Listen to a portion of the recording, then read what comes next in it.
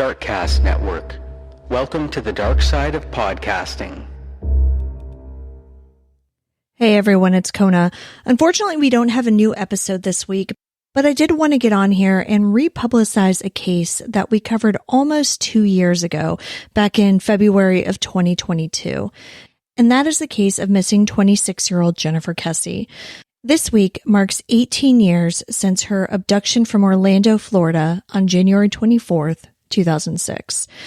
Unfortunately, there haven't been a ton of updates on her case since we released our episode 2 years ago, just after the 16th anniversary. But this week, her parents did release a statement, and so I did want to read that to you. And they released it on their GoFundMe. They had this GoFundMe in order to raise money for private investigators because they have not given up searching for their daughter. And Orlando police famously did not help. We go over that a lot in their episode. And, not only that, but when the Kesses tried to get their daughter's case files, Orlando charged them, I want to say $80,000 to fulfill their FOIA request and fought them in court. It was a whole thing. Not great. Again, we go over it in the episode. So they are raising money to keep the search alive. I'm going to read you their statement, and then we're going to go into our episode on Jennifer Kesse's case from 2022.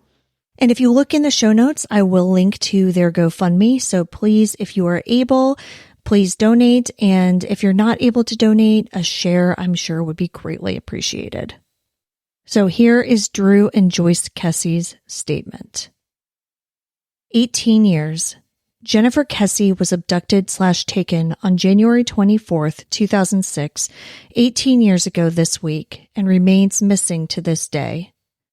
We love you, Jennifer, and we miss you so much. Pretty difficult to comprehend even after 18 years. To this family, it still feels very much like yesterday, and to this day, we continue to fight for Jennifer's return every day in every way.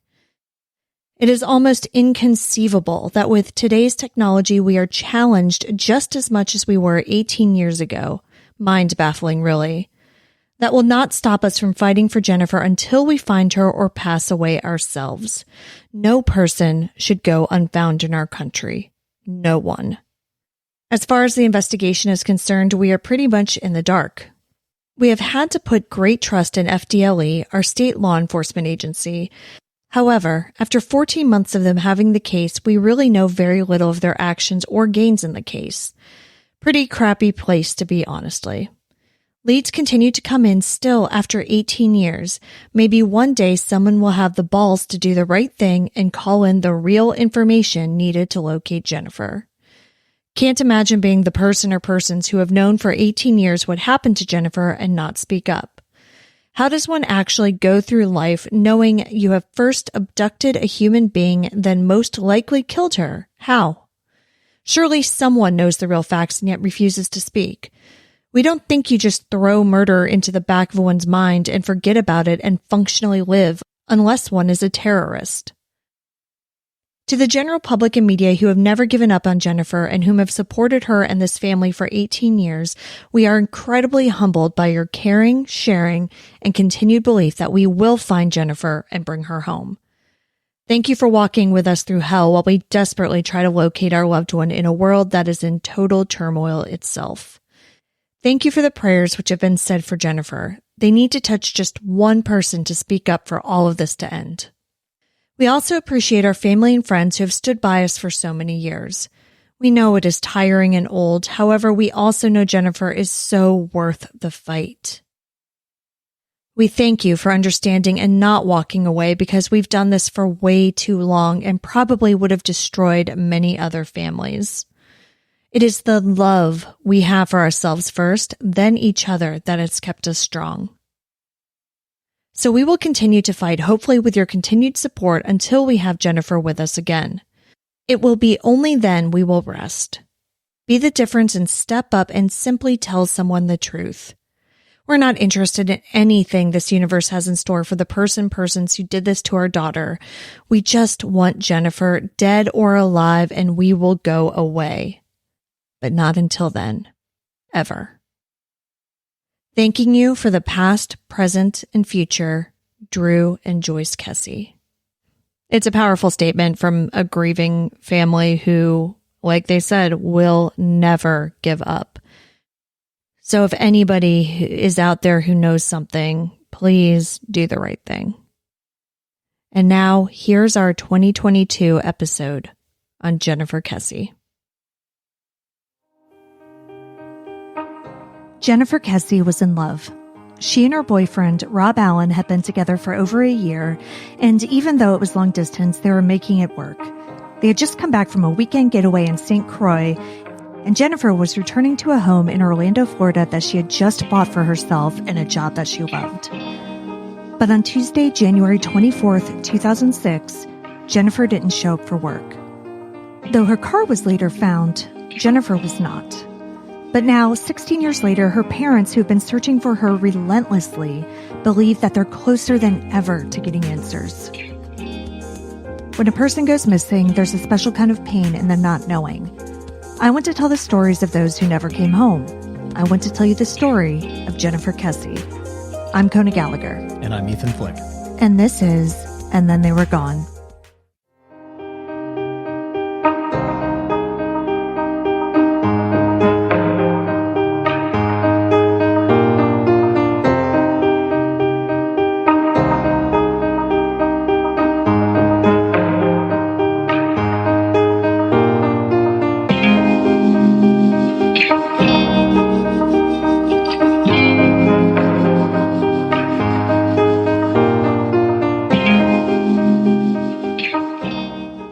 Welcome back, everyone. Welcome back. Thank you for joining us once again. Jennifer Kesse has been back in the news recently because it was just the 16th anniversary of her disappearance a few weeks before we're recording this. Her family, as I mentioned, is still actively leading searches for her without any help from law enforcement. So even though this is a relatively well-known case, I figured a signal boost could never hurt. But before we get started, we'd like to take just a moment to thank the lovely folks who have joined us over on Patreon. So thank you very much, Lindsay S., Katie, and Ashley P. Thank you very much. Thank you. Thank you. If you would like to join and get these episodes early and ad-free, along with Ethan's show about mental health, you can do so at patreon.com/ATTWGpod. But now let's get to the story of Jennifer Kesse. Jennifer Joyce Kesse was born on May 20th, 1981 in New Jersey to Drew and Joyce Kesse. She's the oldest of two children. Her brother Logan is 3 years younger. The Kesse family eventually moved down south and settled in the Tampa, Florida area. Jennifer graduated from Vivian Gaither High School in Tampa before heading a few hours away to attend college at the University of Central Florida in Orlando. After graduation, Jennifer got a job as a finance manager for a timeshare company. She quickly moved up the ranks and had actually just gotten a promotion in 2006. 2 promotions within a year allowed Jennifer to buy her first home at the end of 2005, a condo in Mosaic at Millennia, which bills itself as a luxury condo community. So basically, Jennifer had her life together way, way more than, especially me, but more than either of us did. Yeah, me too. I mean, good Lord. How old? You said she's 24? 24. Yeah, I don't even remember what the hell I was doing at 24. Probably getting married. All right.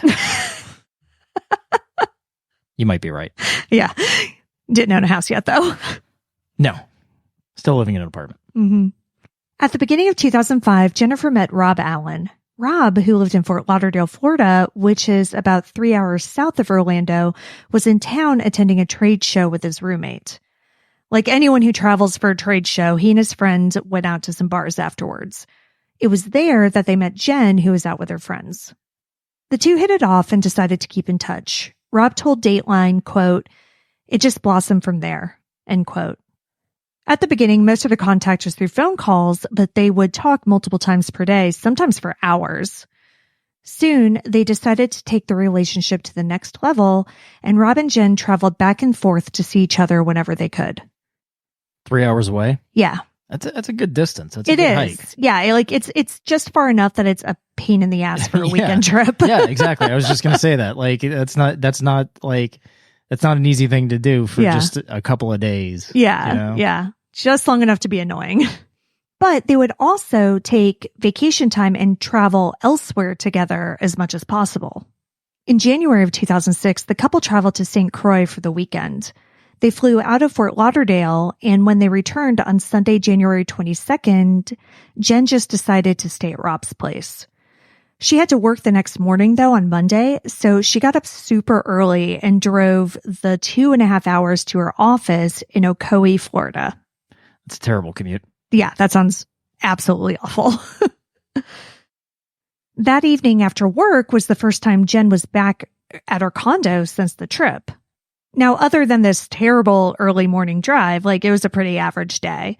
The Kesse family describes themselves as very close-knit, and Jen talked to each of her parents and her brother over the course of the day. Yeah, they are definitely the type of people they talk every day. And because she was in St. Croix, and this is 2006 and cell phones weren't what they were, I'm sure that they didn't speak at all, while she was there for the weekend. Oh, yeah, definitely. Yeah. So when she got back, it was probably just floodgates, Yeah. How was your trip? Yeah. Talking to everybody about everything. Yeah. And yeah, all three of them said that Jen was happy and they just, talked about her trip and things like that. Jen's last phone call of the evening was to Rob, and that phone call was around 10 p.m. But that call didn't go as well.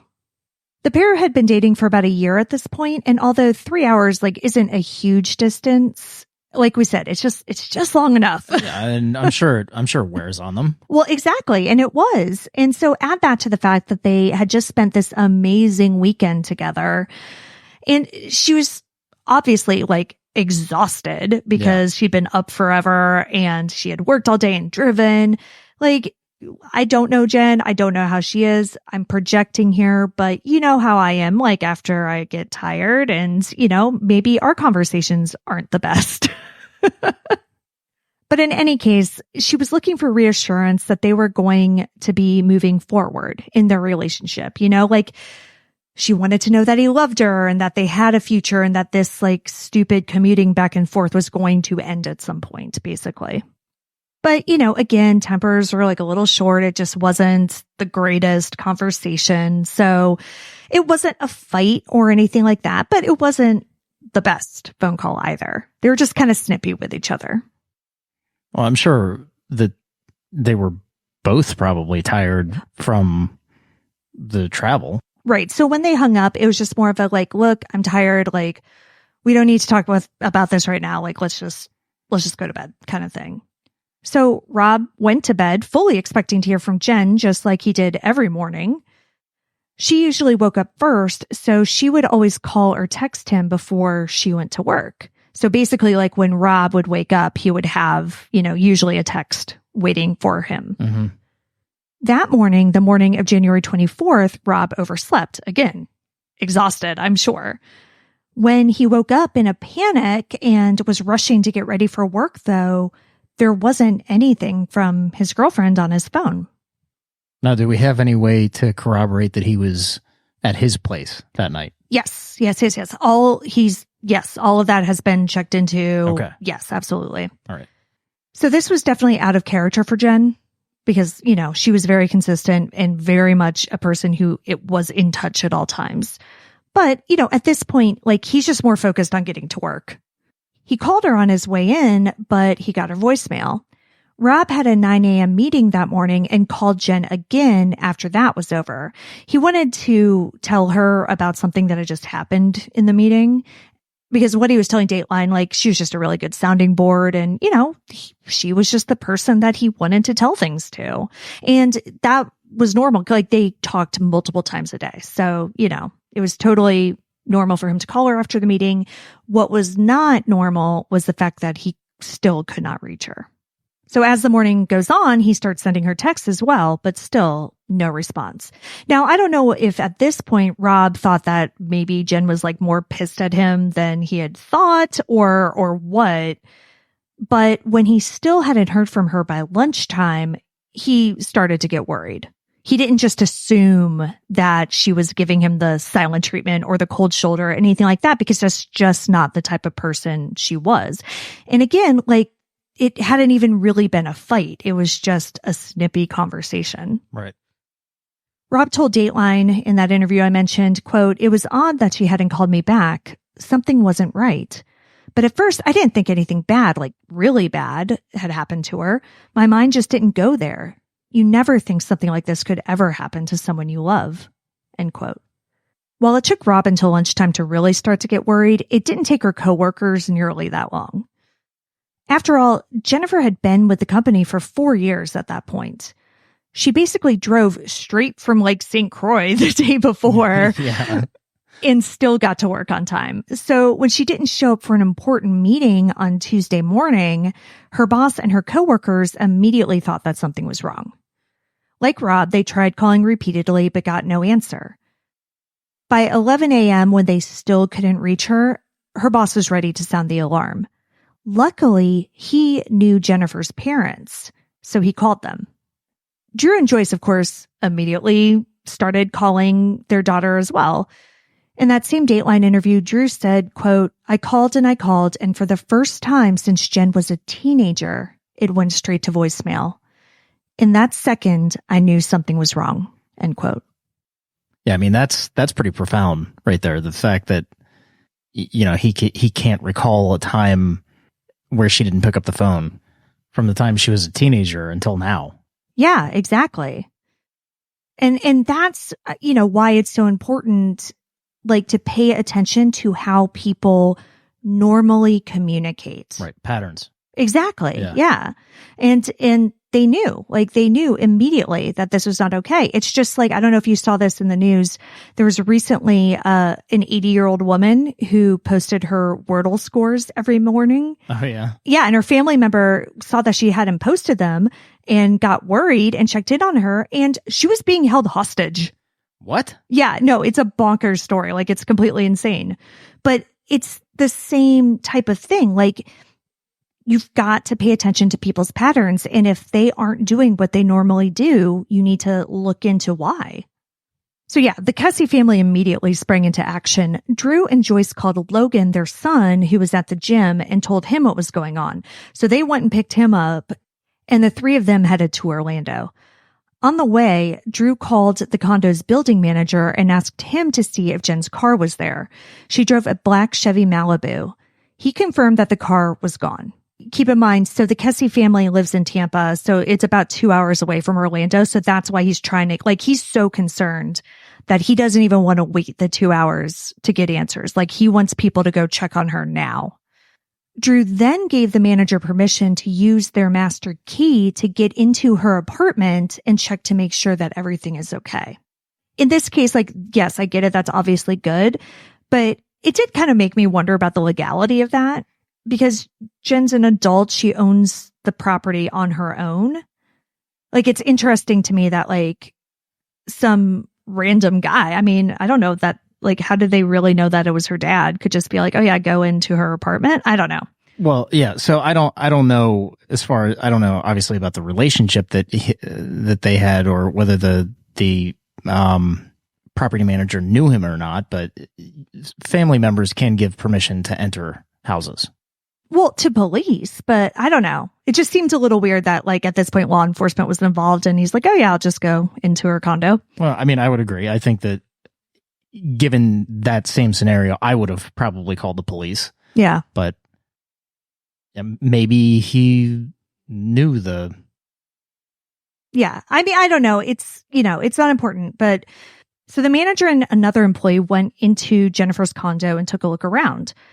Everything looked completely normal. Nothing was out of place. Her suitcase was actually still in the hallway, still packed from her trip to St. Croix. The only mess in the condo was in the bathroom, but it wasn't like an alarming mess. It was just like normal getting ready for work mess. Like, there was a towel out, her blow dryer was on the sink, just stuff like makeup. She had some clothes like thrown on her bed, just normal things like that. It looked like the condo of a woman who had gotten ready for work and then left. And to that point, her purse, her keys, cell phone, and her iPod were all missing. And these are the things that she took with her to work every day. So, made sense. And obviously it actually would have been more alarming if any of those items were still there. Right. Yeah. Because there's no sign of Jennifer or her car at this point.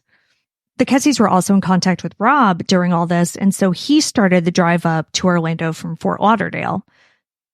He told Dateline that he was talking to his dad on the way up, and his dad was like, you're going to be the main suspect, right? Well, I mean, yeah. Yeah, and Rob was like, yeah, no, I know. Like, yeah, but I'm still going to go up, and like, I've still got to go, and I've still got to get into this because she's my girlfriend and no one can find her. Right.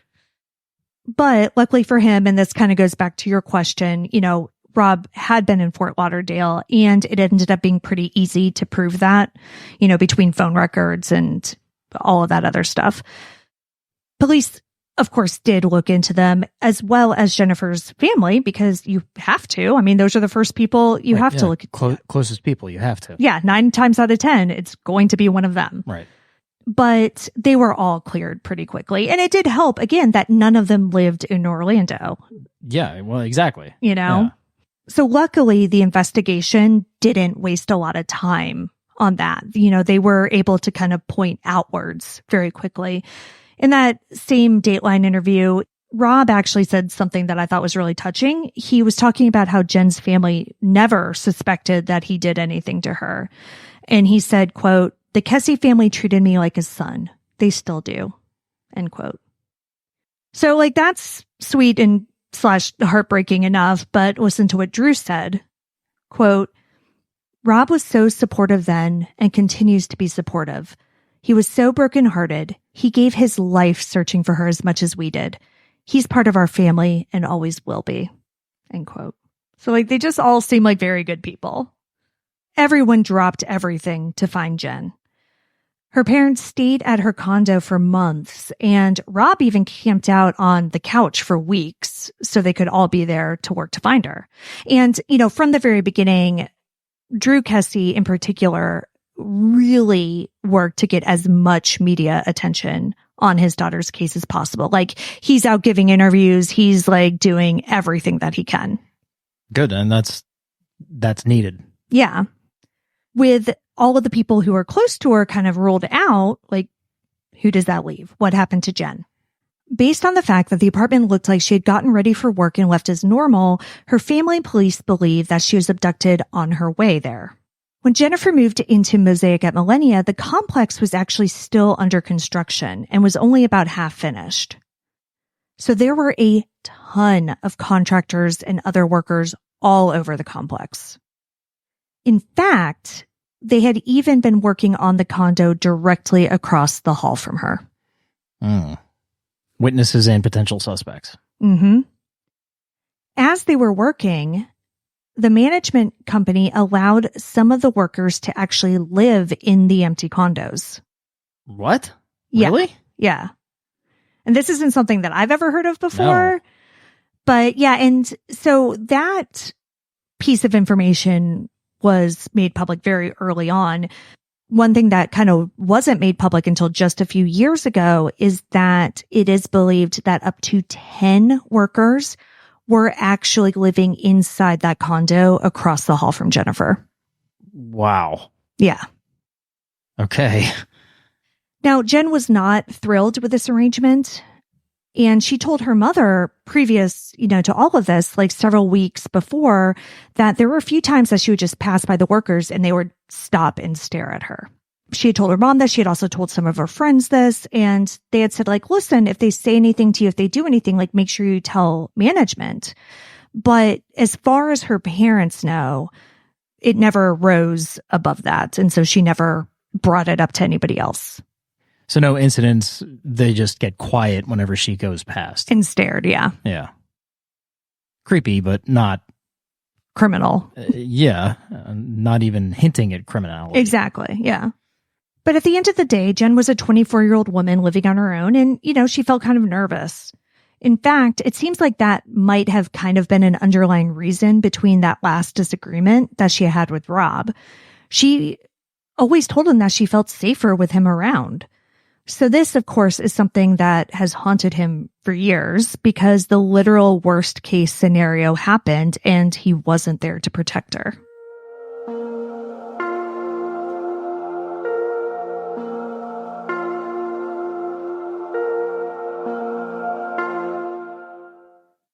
Now, the idea of a worker at the condo complex being responsible for Jen's disappearance may be a familiar one to anyone who has been following the news recently, especially in Orlando.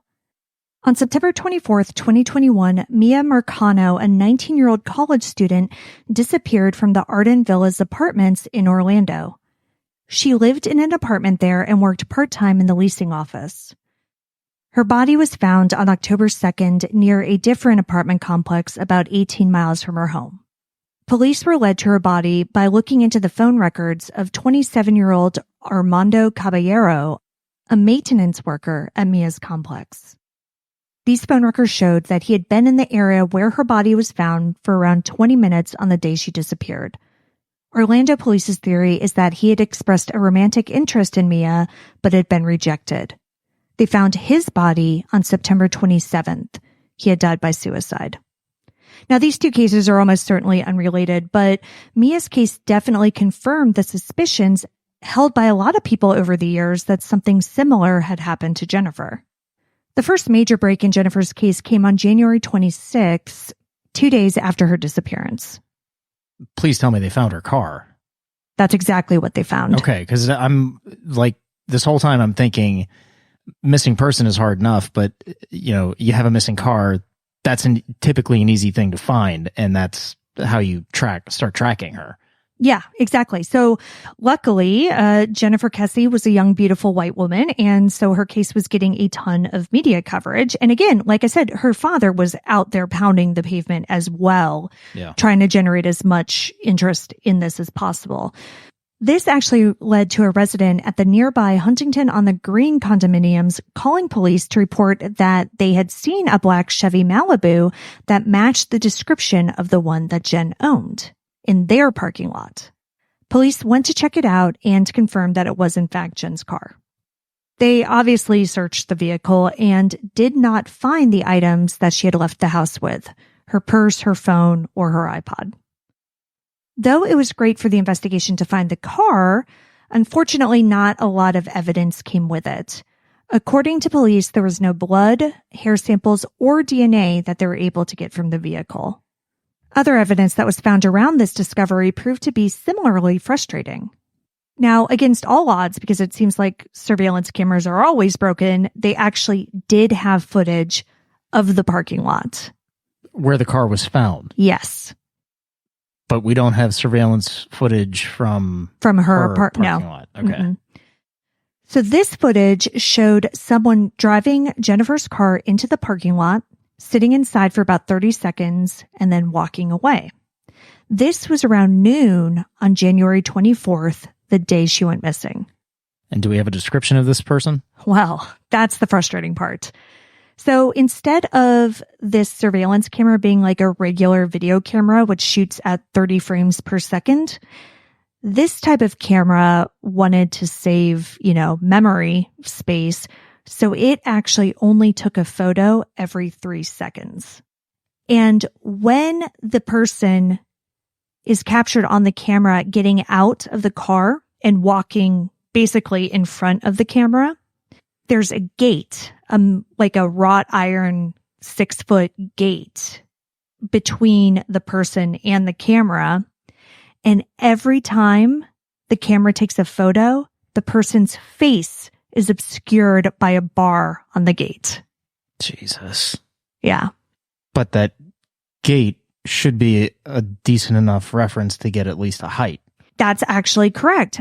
However, that apparently didn't happen for 2 more years. What? Yeah. So in 2008, the FBI tried to enhance the footage, but all they were able to determine was that the person on the video was between 5'3" and 5'5" tall. Short. Yeah. And it was very obvious that it was not Jennifer. She was 5'8", and this person had dark hair. She had blonde hair. Do we have a length of hair? Do we have man, woman? Do they have any suspicion one way or the other? They could not determine if it was a man or a woman. You can see the clothes. It looked like baggy jeans and like a short sleeve t-shirt, both light colored, dark hair. And it looked like it might have been pulled back like in a ponytail, but it's kind of unclear. No race? No, it's black and white. Oh, okay. Yeah. So, I mean, it's a lighter skinned person. Yeah, but that doesn't mean anything. Yeah, I mean, other than they're not like a dark black person. Right. That's pretty much all you can rule out. God, that's frustrating. So, yeah, the fact that it took 2 years for the FBI to get involved and even try to enhance this footage could kind of tell you about the number of answers investigators got early on. I mean, no fingerprints in the car? No, apparently, and this wasn't released until just a few years ago, but apparently the only fingerprint that they were able to get from the car was one latent print of Jen's. Wow. Yeah. Well, she either keeps a really clean car. I know. That was weird. And it's also interesting to me that there wasn't any blood or hair found. And I'll get to why toward the end, because again, a lot of information came out just recently that was not made public at the beginning. So we'll circle back to all that. 6 months after her disappearance, with the investigation going nowhere, Orlando PD assigned a new detective to the case, Detective Joel Wright. But unfortunately, other than the FBI looking at the video in 2008, there really wasn't a whole lot of movement even after he took over. Around that time, as the 3-year anniversary of Jennifer's disappearance was approaching, he decided to take a fresh look at the case, which, again, had gotten pretty cold by that point, as you can imagine. He started by re-interviewing people who had been around Jennifer's condo at the time of her disappearance. One of the people he spoke to was a former housekeeper who had worked in the complex. He showed her a photo of the unidentified person from the security camera, and she was like, "Oh yeah, no, I think I know who that is." I mean, how? Well, she told Detective Wright that the person in the footage looked like a guy named Chino who she knew from the complex. And so I think after he showed her the photo and she was like, "Oh yeah, no, I think I know him," he then showed her the video because she said that the hair, the clothing, and his gait all reminded her of him. And Wright had never heard of this person before. So even though he had worked at Jennifer's complex, he was apparently never interviewed at the beginning of this investigation. What's incredibly frustrating about that is that not only did he work there as a maintenance worker, he lived there, and he was one of the people who had done repairs inside of Jennifer's condo the week before she disappeared. Oh my God. Yeah, we're not even talking about across the hall. We are talking about literally in her condo. Ugh. And nobody talked to him. Nobody found this out at the time. This is almost 3 years later. So there had to have been documentation on that, right? Of the people repairing something in her condo? Yeah. I would imagine that's never talked about in any of the articles that I read. But yeah, it's I just insane to me. Yeah, I just wonder why that hadn't been looked into initially. Yeah, because this whole idea of maintenance workers and contractors, that was floating around from the very beginning. So to me, it would very much make sense to go to that manager and say, "Hey, who has been in her condo?" Right? Let's say in the last month. And then give me a list and we'll start interviewing them. Yeah, but this guy Chino, his name had never come up. Interesting. And there were other people in her apartment that I don't know their names, but it just said he was one of several people who were fixing something in her apartment. Oh, and even worse, as Detective Wright was digging into this, he also found an anonymous crime line tip from the first week of the investigation that suggested that Chino may be involved. What the hell? Yeah. So I don't think it's a major spoiler alert to say that over the past 16 years, the Kesse family has not been a huge fan of the Orlando PD. Yeah. Luckily, Wright was able to track Chino down pretty easily as he was in prison serving time for a statutory rape charge. Yeah. Interesting. So Wright ended up interviewing him in March of 2009, and Chino admitted he worked in Jennifer's condo. However, he denied having anything to do with her abduction and said he had no idea what happened to her. And did the detective confront him about that possibly being him driving her car? I don't know. What I do know is that Chino agreed to take a polygraph test. Okay. And he passed. It doesn't mean a whole lot. Right, exactly. But it means a lot in that the Chino lead just pretty much seems to have died at that point. Yeah. Detective Wright resigned from the department a year later in 2010, and Jennifer's case went stagnant once again and stayed that way for years. Do we know why he resigned? Nope. When you make it to a detective level, like that's you don't want to resign from that. Well, yeah, it says that you've been on the force for a while. Yeah, and generally speaking, cops retire as cops unless they have to quit. So I'd be curious as to why he resigned. Now, it could be something as simple as he resigned to take a position in another department. Absolutely. Another police department. Sure. I don't know. But as we'll find out later, that affected the case greatly. So the Chino interview was 2009. He resigns in 2010. Fast forward to 2016.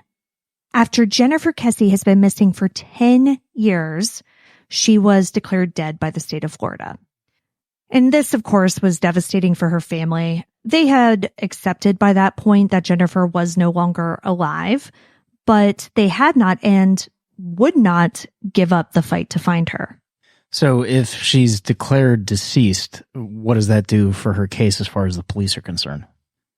Oh, nothing, apparently. So they're not. Yeah, I don't know if that was just done. Yeah, I don't know if that was just done for like legal reasons, because that was in the Cherry Mahan case that we covered in season 1. Yeah, her mother eventually had her declared deceased, so just again for estate purposes, just to free up some money and things like that. So it could have been something along those lines, but I don't think it had anything to do with the investigation. But did it change the investigation at all? No, because there wasn't one. In 2018, so 2 years after this, the Kesse family sued the Orlando Police Department for her case files. Good. Yeah. They ended up reaching a settlement and had to pay $18,000 to get the documents. What? Why? So I don't know all the details of the settlement, but this is actually pretty common when it comes to things like this. Not so much in like court cases, but when you put in a FOIA request, which is the Freedom of Information Act, the agency that you're requesting the files from will charge you for the manpower that it takes to get the information together. If they are making copies of things, they will charge you for the paper. Like they will do that. And so different governmental bodies will charge different amounts for these things. And so Orlando PD's price was $18,000, which God. So, I mean, you have to think like they've got to be charging somebody's salary. Yeah, basically. Who to photocopy the records. Oh, except it turns out it wasn't even photocopied. I found out in a much later article that it was given to them all electronically. So they're paying somebody's salary to put a folder on a thumb drive, basically. Yeah. What the fuck? Yeah. So in 2019, when they reached the settlement and paid their $18,000, in return, they received more than 16,000 pages of documents and nearly 70 hours of audio and video recordings. Part of the settlement was also that the Orlando PD would no longer lead the investigation. So who did they give the investigation to then? Nobody. So, okay. I'm sorry.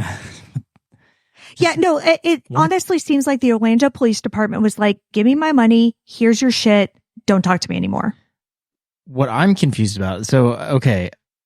I get it. It's a cold case, but she was declared dead. Mm-hmm. Wouldn't it make sense if she is dead and dead under suspicious circumstances, given that she went missing and you found her car and never found any of her items? Wouldn't it make sense to pass that on to a homicide detective instead of just like shelving the case?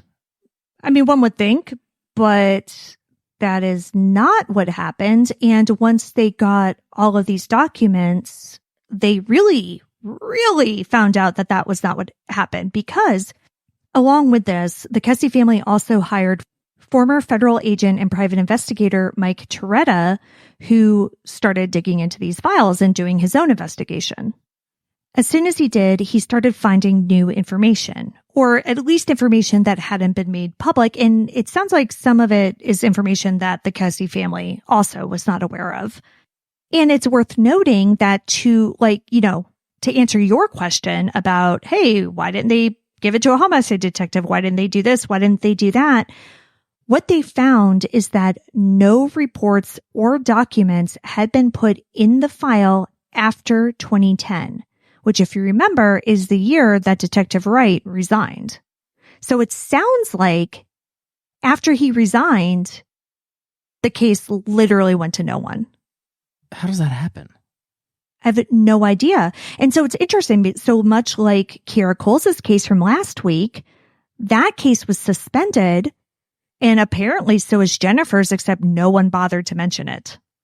Like, I don't want to give the Chicago PD of all organizations like any praise, but at least they had the decency to say they weren't doing shit on her case. I just, I was dumbfounded last week. I'm dumbfounded this week. Yeah. I didn't think that was a thing. Look, I mean, granted, I am not a detective. Right. And I have never worked investigations on a law enforcement scale, but I was a social worker, and I had a caseload, and my official title was investigator. So I had a manager, and I met weekly with the manager, mm-hmm. and we would talk about the cases. Again, this isn't, missing persons. It's not a law enforcement investigation, but it's a social worker investigation. I had to review every case that I had with my manager weekly. Right. And I imagine, more importantly, when you left that position, they didn't just take all your cases and throw them in the trash. No, I had to either transfer or close my cases before I left. And the ones that I couldn't complete in time, the manager, my boss, took them, and she became the caseworker. You're talking about going back to 2003 mm-hmm. when I was doing that. So, I mean, I had case folders that were 3 or 4 inches thick, of actual paper dating back to whenever, along with all of the computerized items that were pertaining to the case. If that was the case back in 2003 when I was a social worker, I don't understand how this can happen in 2010 in law enforcement. Yeah. With a very high profile case. Yeah. I'm completely dumbfounded. Last episode and this episode, I'm dumbfounded. Now, I'm not sure if this information, this next thing that I'm going to talk about, came from the police reports or from his own investigation. But soon after taking the case, Toretta learned that after Jennifer had disappeared, a witness had seen someone dumping a rolled up carpet into a lake about 12 miles from Jennifer's condo. Now, this struck Toretta obviously because it's incredibly creepy, but also because the work that was being done in the condo across the hall from Jen included installing carpet. This tip was very much taken seriously, not only by Toretta and the Kesse family, but by law enforcement, though not the Orlando PD. In November of 2019, members of the Orange County Sheriff's Office went to the lake with a dive team and searched. So they, again, searched for, I believe, 2 days, but unfortunately did not find anything. Toretta still believes this lead is important, though, telling CBS News, quote, "Until we can find that carpet and see what's in it, we need to follow up on that particular lead," end quote. Also in the police report were photos of Jennifer's car, which would be expected. But what the family didn't know is that these photos actually offered a clue as to what happened that morning. So Jennifer's car was black and it was a little dirty. And as you know, like black cars really show dirt. Yep. So there were streaks and marks in the dirt on the hood of the car. These marks were described in the corresponding police report this way, quote, "While observing the front of the victim's vehicle, these detectives observed what appeared to have been someone being pushed across the head of the vehicle," end quote. And we'll have this picture up. This was just released in 2019, 2020, pretty recently. And you can kind of see, so if you're facing the hood of the car, what you see is basically a large smudge on the right-hand side, which could be from like a body, right, a person, impacting, being thrown there. And then on the left, you see skinny lines as if somebody had their fingers on there and was being dragged off of the hood of the car. The report also said that there was a large boot print near the gas pedal. So this, what we had originally thought was a rather clean car because they couldn't, quote unquote, didn't get anything from the car other than a latent fingerprint of hers, is not quite as clean as we had thought. Yeah. And it's really interesting because that whole thing about the latent print, that was not something that was made public then. That was made public along with this. So the story back then was that they didn't get anything from the car. Right. But so we've got a boot print that we at least have a picture of. I mean, so this person, whoever did this was not super careful about cleaning up after himself or herself. So why weren't things investigated a little bit further? I don't know. It really concerns me. Like, having seen that there was evidence of a struggle on the hood of the car, that there was this boot print, it really does make me wonder, like, was there really nothing to be found of forensic value in that car? Right. Or was it not searched well enough to find anything of forensic value? Right. I mean, a boot print, right? Yeah. So she's a financial manager. Mm-hmm.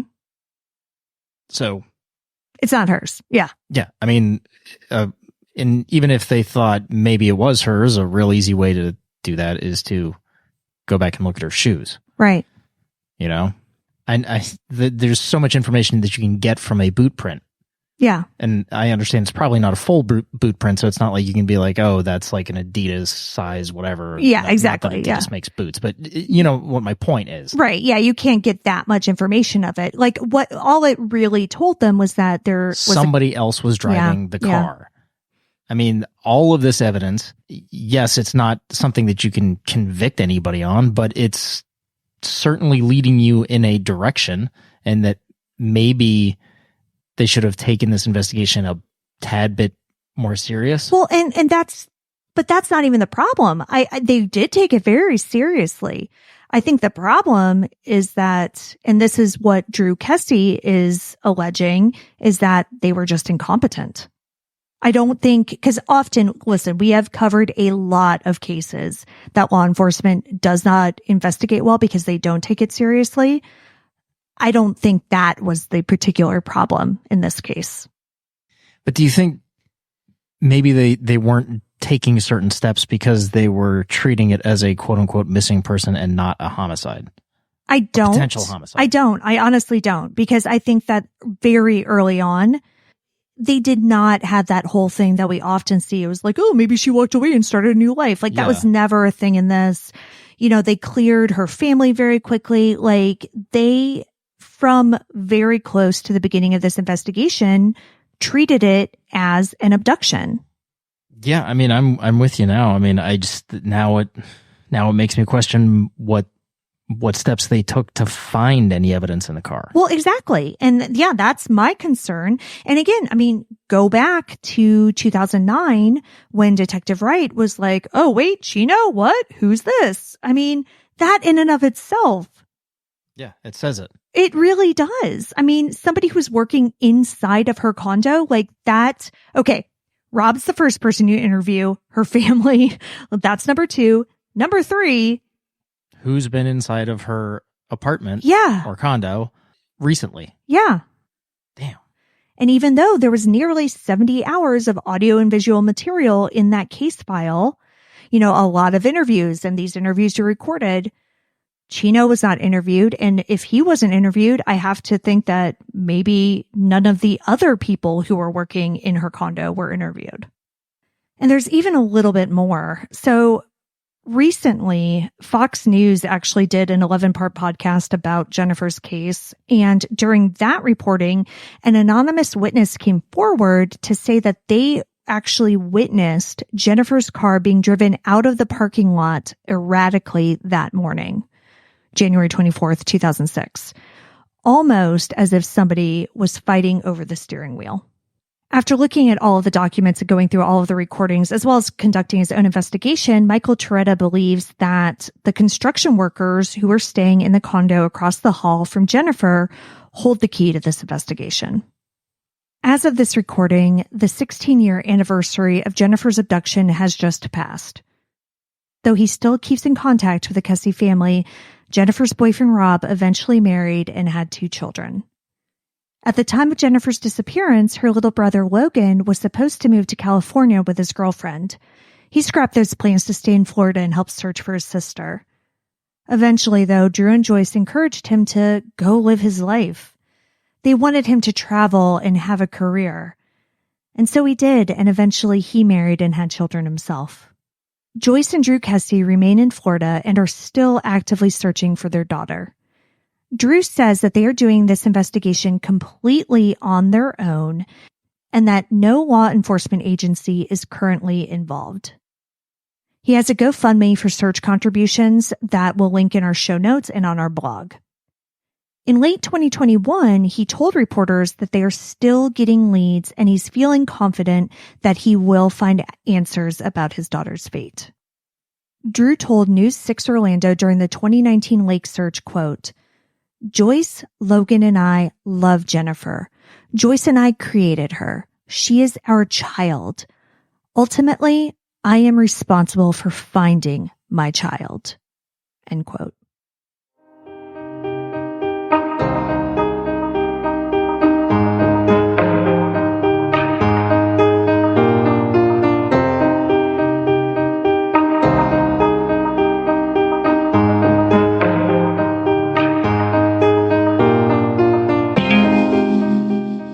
Jennifer Kesse has been missing from Orlando, Florida since January 24th, 2006. She is a white female, and at the time of her disappearance, she was 5'8" and 125 pounds with blonde hair and green eyes. She has a birthmark on the middle finger of her left hand, a faded strawberry birthmark on her ribs, surgical scars on the inside of her left elbow, and a shamrock tattoo on her left buttock.